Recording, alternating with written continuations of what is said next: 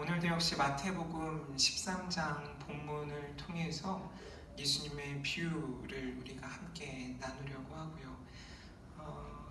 비유를 통해 오늘도 하나님 나라에 대해서 우리가 깨닫기 원하고 은혜 받기 원합니다.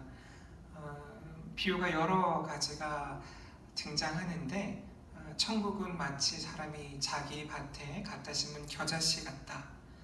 또 천국은 마치 여자가 가루 소말 속에 갖다 넣어 전부 부풀게 한 누룩과 같다.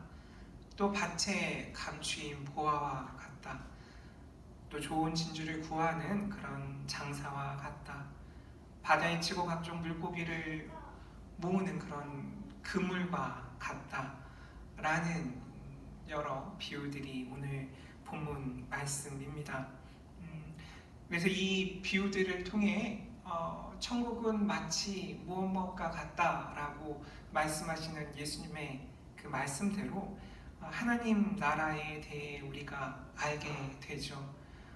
겨자씨 그리고 누룩 이 비유를 통해서는 천국이 어떻게 성장하는지, 어떻게 점점 그 범위가 넓혀져 가는지를 우리가 알게 되고, 감추인 보물이나 그리고 진주, 좋은 진주 같은 경우는 이 천국이라는 것이 얼마나 가치 있는 것인지, 그리고 그것을 나의 것으로, 그리고 내가 그것을 맛보기 위해서 얼마만큼의 대가가 필요한지, 내 모든 것과 맞바꿀 수 있는지 그 이야기를 하고 있고, 마지막 그 그물의 비유는 세상 끝날에 심판의 때와 연결해서 그 하나님 나라를 이야기하고 계십니다.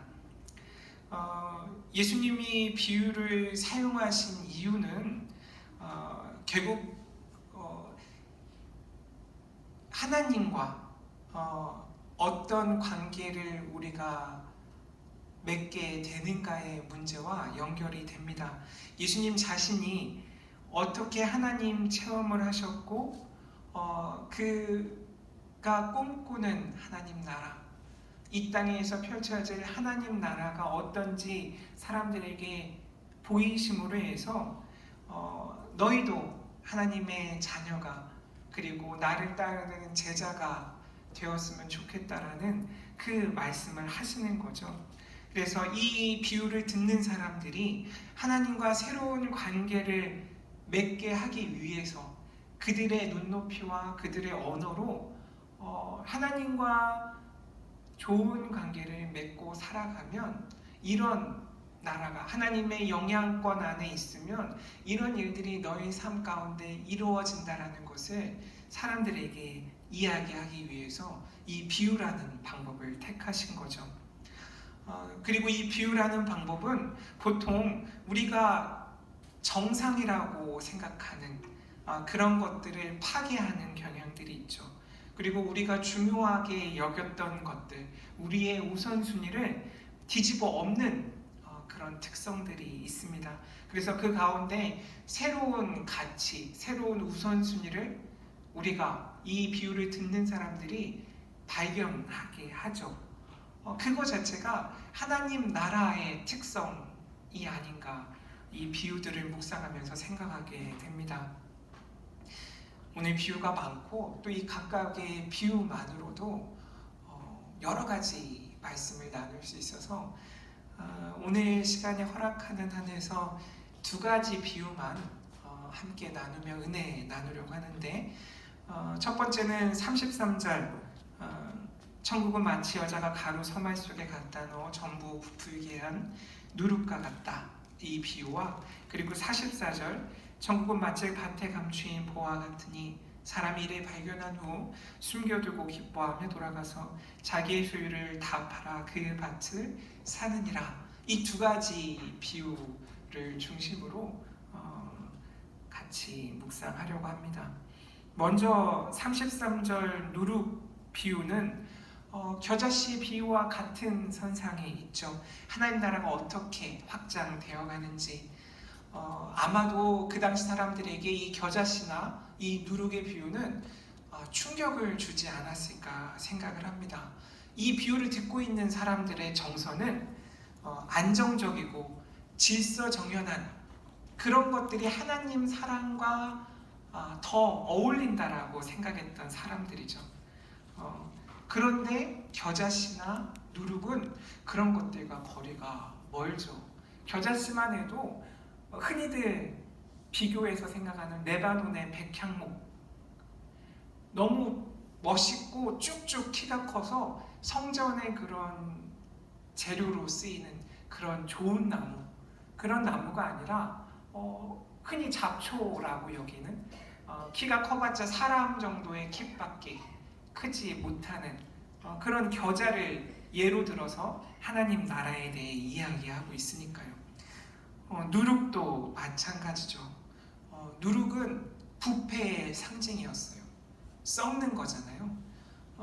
그리고 그 유대인의 여러 가지 전통을 볼 때 무교절을 지키잖아요. 누룩이 들어있지 않는 빵을 먹는 그 유월절 절기를 지키는데, 그래서 누룩이 없는 것이 거룩함의 상징이죠.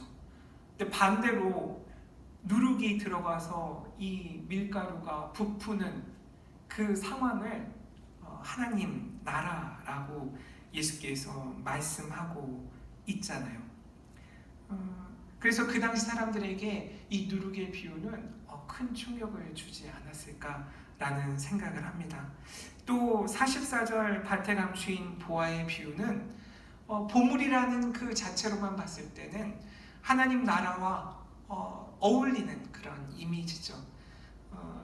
그리고 거기서만 멈추는 것 같지는 않아요. 그 밭에 감추인 보물, 그 비유를 통해서 그 안에 정말 무엇이 숨겨져 있는지 우리가 깨닫기 원하시는 예수님의 의도가 있는 것 같습니다. 그래서 오늘 비유들을 묵상하는 데 있어서 예수의 비유 새로 듣기라는 책을 제가 좀 많이 참고하면서 묵상했어요. 버나드 브랜드 스캇이라는 분이 지은 책이고요. 한국기독교연구소에서 출판됐습니다. 이 책은 미국에서는 2001년, 그리고 국내 번역은 2006년 번역이고, 그 청파교회 김기성 목사님께서 번역하신 책이거든요. 그래서 이 비유들 말고도 예수님의 여러 비유들이 잘 정리되어서 이런 의미가 있을 수도 있겠구나 라는 생각이 책 곳곳에 녹아져 있습니다. 먼저 이 누룩의 비유를 살펴보려고 하는데, 이 누룩의 비유는 바로 앞서 말씀드린 것처럼 하나님 나라는 그런 부패함과 같다라고 쾅 치고 나오잖아요. 그리고 거기서 멈추지 않고 어떤 여자가 그걸 가져다가 그 가루 섬 아래 숨겼다라고 이야기하고, 그렇게 숨겼더니 시간이 얼마 걸리는지 모르지만 온통 부풀어 올랐다라고 이야기하고 있죠. 누룩도 듣기 불편하고, 어떤 여자가 주인공인 것도 듣기 불편하고, 그리고 그거를 숨겼다라고 이야기하고 있어요. 영어에 인크립트라는 그런 단어가 있는데, 어떤 암호 같은 걸 통해서 비밀을 유지하다 이런 뜻의 어원이에요. 여기 나오는 크립토, 엔크립토라는 그런 단어가, 그래서 사실은 카립토라는 숨기다, 중립적인 의미의 단어가 있는데, 여기 쓰이는 엔크립토라는 단어는 약간 부정적인 의미로 숨긴다 라는 그런 뜻이 내포되어 있는 단어거든요. 그래서 비밀을 유지하고 몰래 숨기는 거죠. 그래서 쉽게 발견할 수 없는 그런 부정적인 뉘앙스도 숨어 있고, 그리고 밀가루 서말, 이 가루 서말 속에 숨기고 있죠. 이건 조금 이따가 말씀드릴게요. 이것이 의미하는 바가 또 따로 있더라고요. 그리고 온통 부풀어 올랐다라는 이야기로 되어 있어요. 먼저 이 누룩의 비유에서는 과연 이 소식, 이 하나님 나라가 누룩과 같다라는 이 이야기가 누구에게 좋은 소식으로 들렸을까? 라는 생각을 하게 됐고, 누구에게는 이 소식이 그렇게 유쾌하지 않았을까라는 생각을 하게 됐습니다. 일단 이 비유의 주인공인 여성에게는 좋은 소식이겠죠. 그리고 그 여성이 하는 특별한 일이 아니고 주방에서 일어나는 일상적인 그들의 삶에 이 하나님 나라가 연결되어 있다라는 것, 그것이 기쁜 소식이었겠죠. 그리고 이렇게도 생각해 볼 수 있을 것 같아요. 만약에 이 누룩과 같은 사람들이 존재한다면 이 사람들에게도 좋은 소식이겠죠. 거룩하지 않은 부패의 상징인 그 당시에 누룩과 같은 취급을 받았던 그 사람들, 다르게 얘기하면 부정하게 살 수밖에 없던 사람들, 정결한 그 법을 지키고 싶어도 지킬 수 없는 사람들, 그래서 그 시대의 대다수의 사람들, 산상수훈의 이야기를 또 빌리자면 가난한 사람들, 그렇지만 예수께서 복 있는 사람들이라고 축복하신 사람들, 그 사람들이 이 누룩의 비유에 해당되는 사람들이죠. 반면 당시 체제 아래에서 편하게 지냈던 사람들에게는 이 누룩이 여전히 부정적이고, 왜 하필 여성이 등장해서 이걸 또 숨기고 있을까? 라고 이야기할 거고, 그리고 왜 가루서말이라는 것이 여기에 갖다 붙일 만한 그런 상징이 아닌데 라고 생각하는 사람들이 있겠죠. 그들이 생각하는 하나님, 그리고 하나님 나라, 그 이미지와는 달랐을 거고, 그들이 기대하고 있던 익숙한 예언들과도 다른 나라였던 거죠. 하나님은 오히려 누룩 없는 빵과 같으신 그런 분이신데, 오히려 누룩 있는 빵과 같다고 예수께서 이야기하고 있으니 얼마나 불편할까. 그런 사람들이 존재했겠죠. 그래서 가루서말은 또 어떤 의미인지 우리가 알아야 되는데, 보통 창세기 18장 1절에서 8절 부분을 이 가루서말과 연관해서 그 당시 사람들은 떠올리지 않았을까 이야기합니다. 이 창세기 18장 1절에서 8절은 이삭의 탄생의 예언과 맞물려 있는 본문이에요. 그래서 새 천사가 아브라함을 찾아오죠. 그래서 사라가 그들을 위해 준비한 음식 가운데 밀가루 서말로 만든 빵이 있다라고 이 창세기 18장에 나오죠. 아브라함과 이삭의 이야기, 유대인들이 너무나 즐겨 보는 말씀이었겠죠. 그래서 이 가루서말을 생각하면 자연스럽게 아브라함도 떠올리고 이삭도 떠올리고, 우리 민족에게 하나님께서 어떤 약속을 하셨고 그 약속이 어떻게 실현되는가, 그리고 우리가 얼마나 선택받은 민족인가에 대한 그런 이미지들이 자연스럽게 떠올랐을 거라 생각을 해요. 근데 거기에 누룩이 침범하고 있고 여성이 그 일을 하고 있는 거죠. 그래서 아마 이삭의 탄생과 같은 그런 상징이 이 가루 서말이었을 거고, 잔치와 연관되어 있는 거죠. 하나님의 구원의 계획, 하나님의 약속과 연관이 되어 있어서 그 약속이 어떻게 이루어지는가, 그리고 그 이루어지는 과정이 다른 사람들이 아니라 선택받은 우리에게 어떻게 이루어지는가에 대한 문제와 연관되어 있던 거죠. 이 이야기를 지금 하고 있는 거예요. 그리고 누룩도 잠깐 설명드리면, 아마 지금의 이스트와 같이 그렇게 발효의 그 능력이 강하지 않았을 것 같아요.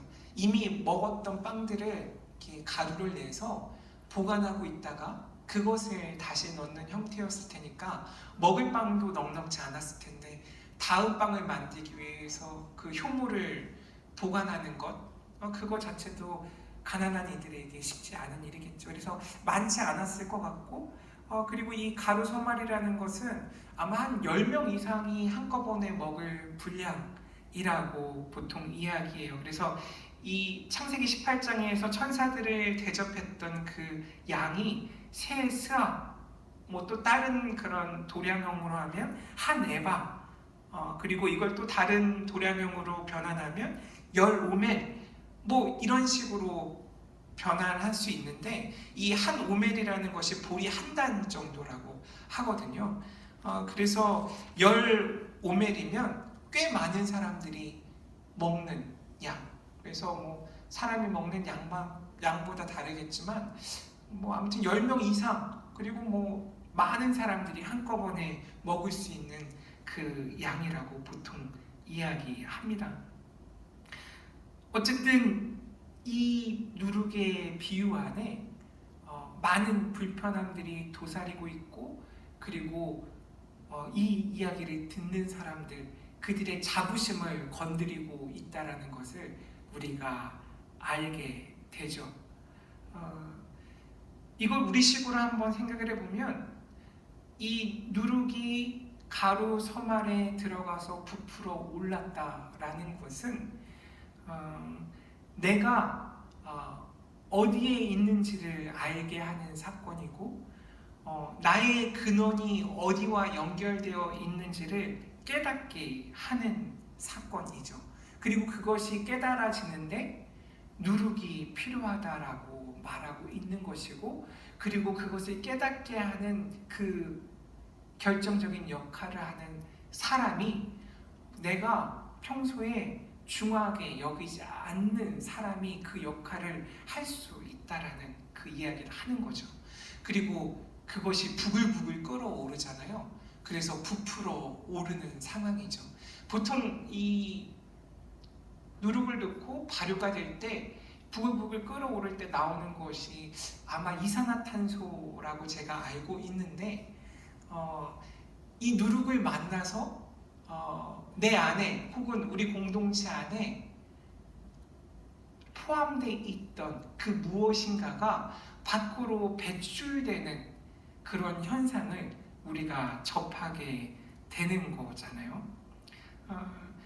결국에는 이 누룩의 비유는 여러 가지 불편한 그런 상황 가운데서도 그 누룩이라는 것이 들어가서 새롭게 변화되는 것, 그리고 그 새롭게 변화되는 상황이 모두 부풀어 오를 때까지 끝나지 않는다라는 것을 우리에게 이야기하고 있는 거죠.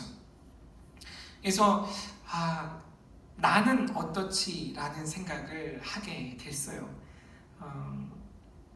만약에 누룩과 나를 연관시킨다면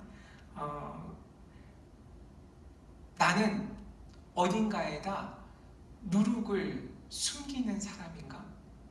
그래서 어딘가가 부풀어 오르게 하고 그 공동체가 원래 어떤 곳인지 떠오르게 하고, 그리고 그 안에 여러 가지 것들이 부글부글 끓어올라서 밖으로 배출되게 하는, 그리고 그 일이 모두 다 그런 일들이 완성될 때까지 끊임없이 그 일이 일어나게끔 하는 그런 여인과 같은 사람인가? 라는 질문을 먼저 하게 됐고,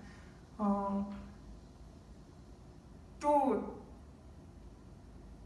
이 누룩을 복음이라고 생각을 해보면, 내가 내 안에 이런 복음이 있어서 끊임없이 내가 부풀어 오르고 변화되는 과정을 겪고 있는가라는 그런 스스로에 대한 질문을 던져보게 됐습니다. 결국 이 누룩의 비유에서 하나님 나라는 전체가 부풀어 오를 때까지 진행되어 가고, 그것이 여러 가지 불편한 상황 가운데서도 부글부글 끓어오르게 되고 변화가 될 때까지 일어나고, 새롭게 그 안이 부풀어 올라 안정될 때까지 진행된다라는 것을 우리가 보게 되는 거죠. 그래서 내가 하나님과 어떤 관계를 맺고 있는가, 이 원래 비유의 특성과 연관 지을 때 그것을 다시 기억하게 되는 그 과정을 우리가 겪을 때, 우리는 하나님 나라를 경험하게 된다라고 예수께서 우리에게 이야기하고 계신 것이 아닌가라는 생각을 하게 됐습니다. 두 번째로 밭에 숨겨진 보물은 역시 이 보물 발견 자체도 앞에 거와 또 일면은 비슷하고 일면은 다른 느낌이죠. 보물 자체가 갖고 있는 이미지가 귀한 것을 발견하는 것이 아니겠어요? 근데 그 여인이 빵을 만드는 것과는 조금 다르게 일상에서 자주 일어나지 않는 일에 대해서 이야기하고 있는 거죠. 평범한 일상적인 삶에서 드물게 일어나는 사건이 하나님 나라 일과 같다라는 그런 측면을 또 조명하는 것 같아요. 그 당시에는 은행이 없었으니까 이렇게 땅속에 귀한 것을 묻어두는 것, 특히 전쟁 중에 그런 일들이 자주 있었다고 우리가 많이 이야기하는 요세푸스 같은 역사가들이 그의 책에서 이야기하고 있어요. 로마 군대가 예루살렘을 포함한 그 동안 많은 주민들이 재산을 땅에 묻었다라는 그런 기록들을 요세푸스가 전하고 있더라고요. 그래서 이 보물이라는 개념이 귀한 것을 이야기하죠. 잠언 2장 1절에서 5절 보면 이런 말씀이 있어요. 내 아들아, 내가 만일 나의 말을 받으며 나의 계명을 내게 간직하며 내 귀에 지혜를 기울이며 내 마음을 명철에 두며 지식을 불러 구하며 명철을 얻으려고 소리를 높이며 은을 구하는 것 같이 그것을 구하며 감추어진 보배를 찾는 것 같이 그것을 찾으며 여호와 경외하기를 깨달으며 하나님을 알게 되리니 라는 말씀에서 보이듯이 구약에서도 그렇고 보통 그 당시 사람들이 여기는 이 보배, 보화라는 것이 하나님의 귀한 말씀, 그 지혜를 발견해서 하나님을 깨닫는 것과 연결된 상징이라는 것을 알 수 있죠. 그리고 이 초기 그리스도교 사회사라는 슈테게만이라는 사람의 책을 보면 이 1세기 고대사의 그 자본에 대한 이야기가 등장하는데 보통 돈을 빌려주고 이자를 받는 방법들이 하나 있고요. 그리고 토지를 사들이는 방법으로 부를 축적하는 그런 방법이 있고, 그리고 세 번째가 이 보물이나 귀한 것을 간직하는 방법으로 이 자본을 관리하는 그런 방법에 대해 나오는데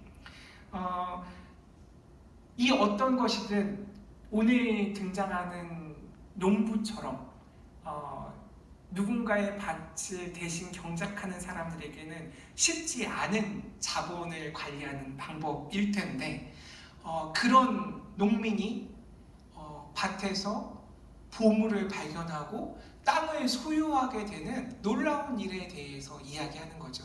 아마 이 말씀을 들었던 그 대다수의 가난한 사람들, 다른 사람의 땅을 경작하는 사람들 입장에서는 하나님 나라는 이런 희망을 품을 수 있는 대단한 것이구나 라는 그런 희망 섞인 비유가 아니었을까 또 생각해 볼 수 있는 거죠.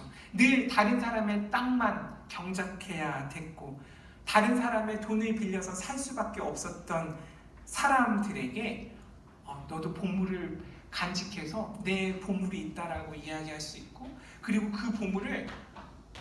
그 보물이 묻혀있는 땅을 살 수도 있는 그런 삶을 꿈꿀 수도 있다라는 그런 이야기로 들려져 있을 수도 있는 그런 말씀이지 않았을까라는 측면도 발견하게 됩니다.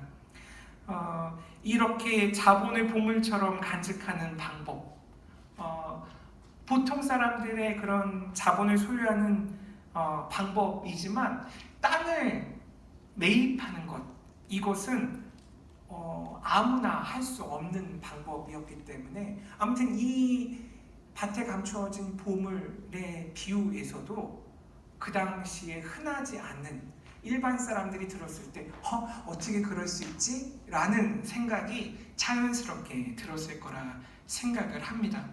그래서 이 말씀을 통해서 하나님 나라 언제 어떻게 우리가 발견할 수 있을까? 이 발견한 하나님 나라를 나는 어떻게 소유하고 어떻게 나눌 것인가? 그런 여러 가지 질문들과 연관이 되어 있는 것이고, 제가 처음 이 말씀을 준비하면서 이 비유를 통해서 가장 제 마음을 움직였던 것은 다른 본문이 아니라 바로 이 한 구절 때문이었어요. 천국은 마치 밭에 감추인 보화와 같으니 사람이 이를 발견한 후 숨겨두고 기뻐하며 돌아가서 자기의 소유를 다 팔아 그 밭을 사느니라. 이 짧은 말씀 가운데 다른 부분이 아니라 기뻐하며 라는 부분이었거든요. 그래서 이 비유의 핵심은 기뻐하는 것과 연관이 되어 있구나 라는 생각이 됐고, 나는 살면서 하나님 나라를 발견하는가 라는 스스로의 질문을 던질 때, 내가 그 말씀 가운데, 내가 삶 속에 하나님이 함께 하신 임마누엘을 경험한 가운데 이런 기쁨을 발견하며 살고 있는가 라는 질문을 스스로 던지게 됐어요. 그래서 울컥하더라고요. 그런 일이 내게 있는지, 내가 그렇게 눈물이 왈칵 쏟아질 만큼, 숨이 턱 막힐 만큼 그런 기쁨을 맛본 그런 경험들이 있는지. 그래서 이 비유의 핵심은 이 기쁨 아닌가? 라는 생각을 처음 그 묵상할 때 하게 됐어요. 그래서 얼마나 기뻐하는가? 이걸 내 욕심에서 이 보화를 대하고 있는지, 정말 기쁨에서 대하고 있는지, 이런 생각을 하게 됐죠. 그리고 그 기쁨에서 더 나가서 정말 이 하나님 나라, 이 보화가 나에게 얼마만큼의 가치가 있는가, 내 모든 것과 바꿀 만큼 가치가 있는가 라는 생각과 자연스럽게 이어졌어요.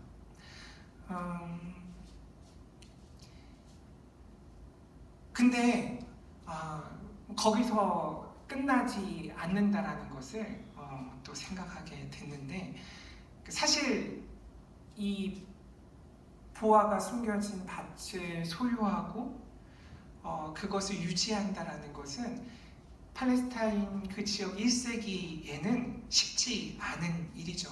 아까 말씀드렸지만 땅을 매입한다는 것, 일반적인 농부에게는 거의 불가능한 일인데,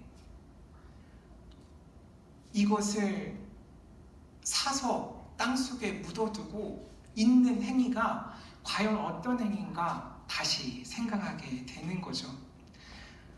정말 기쁨에 벅차서 이 부활을 발견하고 그것을 내 모든 소유와 맞바꿔서 샀다 손 치더라도, 그럼에도 불구하고 이 부활을 소유하고 유지하는 방식이 괜찮은가 라는 그 문제까지 이 오늘의 비유는 묻고 있는 것이 아닌가 라는 생각이 비유를 묵상하면 묵상할수록 들게 됐습니다.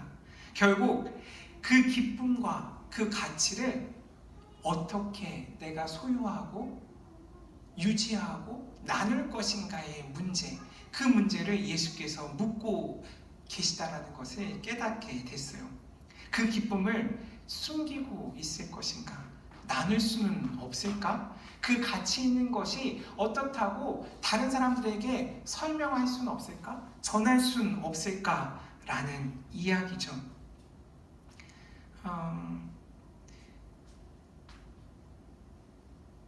그래서 이 보물은 보통 의로운 삶에 대한 보상으로 주어지는 하나님의 복에 대한 은유이지만 반면에 유혹이지 않을까라는 생각을 했어요.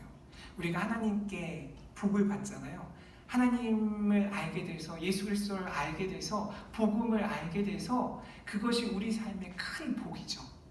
그래서 하나님 나라를 맛볼 수 있는 큰 복을 경험하며 살죠. 근데 동시에 그것은 우리 삶의 유혹이라는 깨달음이 오늘 말씀을 통해 왔어요. 그것을 땅속에 묻어두고 나만 알고 있고 나만 그것을 소유하고 있는가의 문제랑 연결된다면, 그래서 내가 그 하나님의 보화를 발견한 기쁨에만 머무른다면, 그것이 나에게 얼마나 가치 있는 일인지 내 모든 것과 바꿔서 살만한 그런 가치 있는 것인 거라는 것을 나만 알고 있는 그 수준에 머무르고 있다면, 그래서 그 뒤의 부분을 무시하거나 애써 무관심하려고 한다면, 오히려 복음은, 하나님 나라는 복이 아니라 유혹이지 않을까? 라는 그 이야기를 예수께서 하고 계신 비유라는 생각에 이르게 됐습니다. 그래서 기쁨으로 시작한 제 묵상이, 이 보화라는 것, 잘못 내가 소유하고 있으면, 이 말씀을 잘못 내가 유지하고 있으면 나만을 위해 쓰이는 그런 유혹이 되고 만다라는 것을 깨닫게 됐습니다. 그래서 하나님 나라는 땅속에만 있는 것으로 머물러 있으면 안 된다라는 거죠. 그 뒤에 나의 행동들까지 영향을 미쳐야지 그 기쁨과 가치가 유지된다라는 깨달음이 이 말씀을 통해서 있었습니다. 오늘도 또 시간이 많으시나서 말씀을 마무리해야 될 것 같습니다. 그리고 이 보물에 대해서 한 가지 더 깨달은 바는,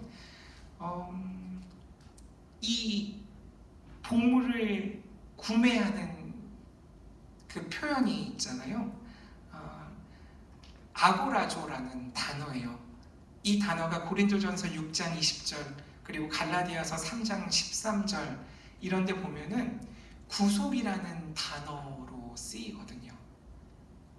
구속이라는 단어와 같은 단어로 쓰이는데, 결국에는 예수 그리스도가 우리를 보물로 여기시고 구매하셨다라는 그런 의미로도 이 본문을, 이 비유를 우리가 은혜 나눌 수 있지 않을까라는 생각을 하게 됐습니다. 그리고 마지막 51절, 52절에 말씀이 우리에게 묻고 계시죠. 이 모든 것을 깨달았니? 라고 친절하게 묻고 계시잖아요. 그랬더니 사람들이 그렇습니다 라고 대답해요. 그랬더니 예수께서 52절에 이야기하시잖아요. 이걸 메시지 성경에서는 뭐라고 유진 피터슨이 신앙의 언어로 번역하고 있냐면, 편의점 주인과 같아서, 예수 공동체의 참 제자는 편의점 주인과 같아서 신상품이든 재고든 필요한 때에 척척 찾아내는 모든 만물의 자유로운 주인의 삶을 살아간다 라고 이야기하고 있어요. 이건 해석에 여러 논란이 있죠. 결국에는 이 비유라는 것을 우리가 시의적절하게 삶의 곳곳에서 꺼내서 맛볼 수 있어야 된다라는 이야기를 예수께서 하고 계신 거예요. 그래서 오늘 본문을 통해서 저는 하나님 나라를 상상하게 됐어요. 이 비유를 읽을 때마다 하나님 나라는 이럴까 저럴까 상상하게 돼요. 그리고 그 하나님 나라는 저 먼 곳에 있는 것이 아니라 평범한 우리 일상 속에 숨겨져 있구나 라고 생각하게 됐어요. 화려하지 않고 소박하지만 그 안에서 하나님 나라의 매력을 발견하면 그 안에 큰 기쁨이 있고 큰 가치를 발견하게 되는구나. 그리고 그것은 나뿐만 아니라 많은 사람을 변화시키는 그런 놀라운 힘이구나 라는 생각을 하게 됐습니다. 그래서 저와 여러분이 살면서 이 하나님 나라에 대해서 상상해 보셨으면 좋겠어요. 그리고 하나님 나라에 대해서 나의 신앙의 언어로 여러 가지 방법으로 이야기했으면 좋겠어요. 하나님 나라는 이런 거 아닐까? 하나님 나라는 내 삶에선 이렇게 펼쳐졌는데 어때? 라고 물어보는 그런 일들이 일어났으면 좋겠어요. 그래서 우리 삶 속에 일어나는 여러 가지 일들이 하나님 나라의 여러 비유의 소재가 될 수 있지 않을까 생각을 해봤고, 근데 우리는 세심하지 못해서 그것을 스쳐 지나가고 있는 것이 아닌가? 일상 속에 일어나는 하나님 나라를 우리가 끄집어내서 그 순간 속에 기쁨과 가치를 발견해야 되지 않겠는가 라는 생각을 하게 됐습니다. 그래서 저와 여러분이 하나님께 반대로 하나님 나라는 제 삶 속에 이러이러합니다 고백하는 그런 이야기들을 조금씩 적어 나가 보면 어떨까라는 생각을 오늘 말씀을 준비하면서 새롭게 해봤습니다.